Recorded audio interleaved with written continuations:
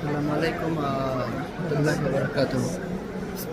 তো আমি এখন আছি আসলে মক্কা হেরামে। তো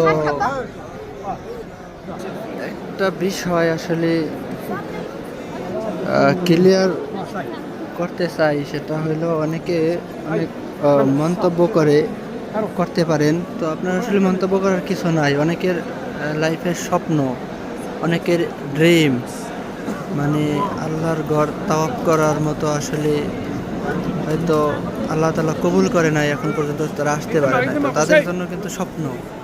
তো আলহামদুলিল্লাহ, তাদের জন্য ভিডিওটা দেখেন। এটা আল্লাহর ঘর লাইভে আসলে দেখেন, প্রচুর পরিমাণ মানুষ, এটা আনলিমিটেডই থাকে। তো আলহামদুলিল্লাহ, আমি খুব এক্সাইটেড।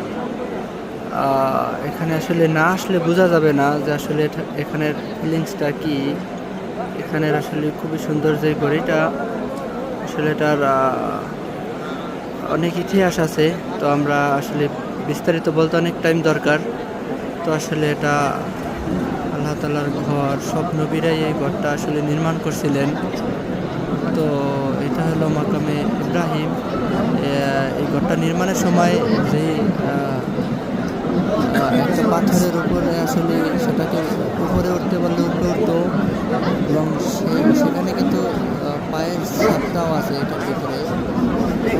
তো আসলে খুবই আসলে এক্সাইটেড। এখানে না আসলে বুঝতে পারবেন না। তো সবার জন্য দোয়া এবং শুভকামনা রইল, সবাই যাতে আসতে পারেন এখানে। আল্লাহ তাআলা আপনাদেরকে আসার তৌফিক দান করেন, আমিন।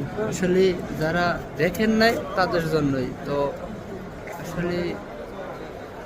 জি, সবাই ভালো থাকবেন, সুস্থ থাকবেন। আসসালামু আলাইকুম।